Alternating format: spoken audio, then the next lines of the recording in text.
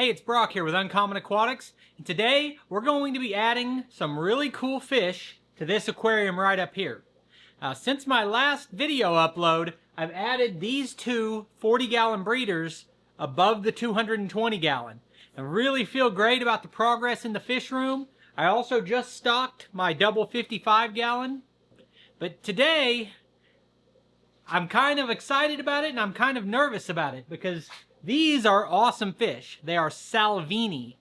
If you're not familiar with the Salvini, it is a South American cichlid that gets to about 6 to 8 inches depending on if it's a male or a female. It's an aggressive species. It's also a beautiful species. They're yellow with other colors mixed in, but they're very striking. And I've been wanting to set these aquariums up for breeding, and this one is going to be for breeding. This one has a very unique fish in it that I'm not going to show you today. He's hiding, but it's very cool.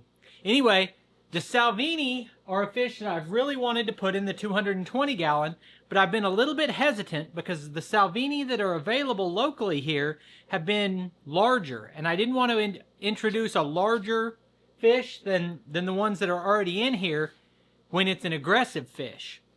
So I've been on the fence. I've been wanting to breed some type of cichlid, but couldn't decide what kind.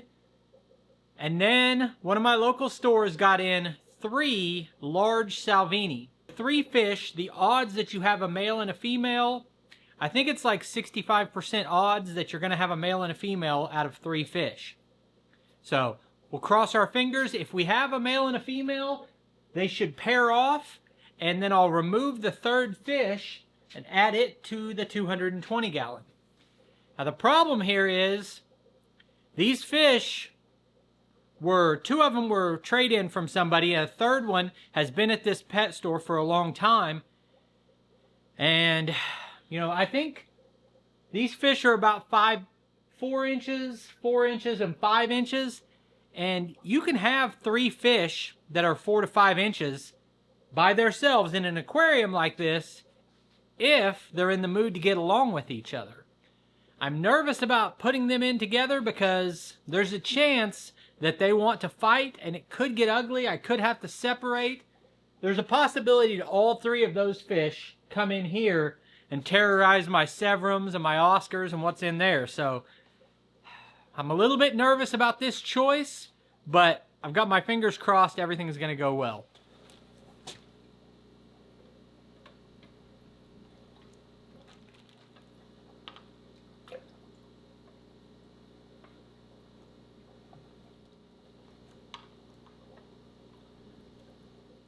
These tanks are freshly set up, but they were set up using established filters. They have rocks out of established aquariums, a piece of wood out of an established aquarium, and I also used a bottle of Quick Start. So I've done everything I can to make sure there's enough beneficial bacteria in here. Look at those fish, and the colors will show better once they've been in here longer, but you've got the largely yellow body. Then you've got red on the belly, and then blue on the top half of the fish, and then obviously the black stripe. Lots of blue up under the eye and around the mouth. Red on the back of the fins. And their coloration will be even better over time. Fish change their coloration a lot based on their mood, and these fish are pretty terrified of just being added in here and not knowing. So it'll be interesting to see what kind of a pecking order develops. One fish is larger than the other 2, but it's not so dramatic that it can't work out. I haven't decided yet. I'm not really a big fan of sponge filters, and it feels like we should have some water movement in here. So I may add an overhang on the back filter or a power head just to create some water movement. I currently only have a single light on here, but I'm going to be improving that also. What do you think the odds are that these fish would eat? I'm sure the one in the back isn't going to, but I could just put a couple little pieces of food in there and see if there's any interest from the other fish. Okay, so I put a few pieces of food in there.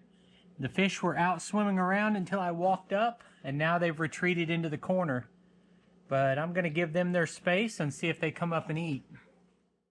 So at the moment, I would say that South American and Central American cichlids are my favorite fish in the hobby.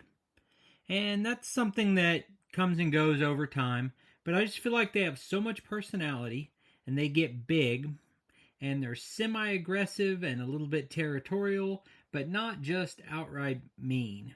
And I really just like learning about each new species and collecting as many as I can. These Salvini are really wanting to hide.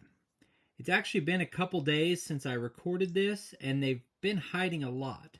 And I think that's because it's an empty aquarium. So I think the more hiding places you give them, the less they actually hide.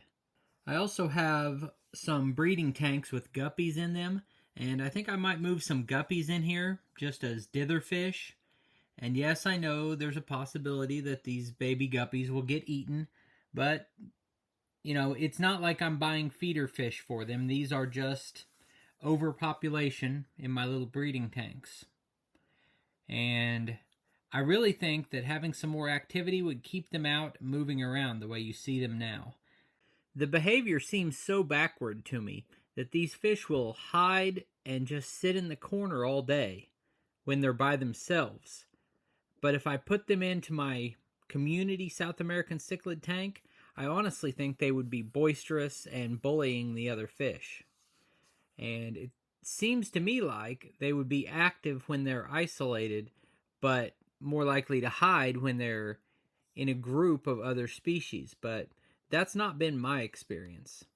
These three fish were each in their own tank at the pet store, and they were just tucked into the corner behind the sponge filter at the store.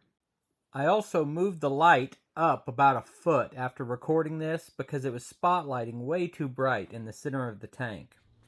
So I randomly threw out a guess on the probability of getting a male and a female. Then I actually Googled it, looked at what the math says, and if you have 3 species of unknown gender and you put them together, the odds that you have a male and a female is 75%, because there are, without knowing any of the genders, there are 8 possible combinations. 6 of those combinations involve 1 male and 1 female.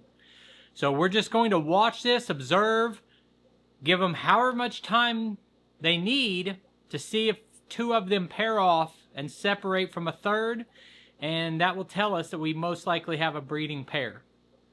So I'm really hopeful that I can share with you guys the experience of breeding Salvini cichlids in this aquarium right here. I appreciate you taking time to watch the video. I'll put links on the screen to a couple more of our videos, and I'll see you next time.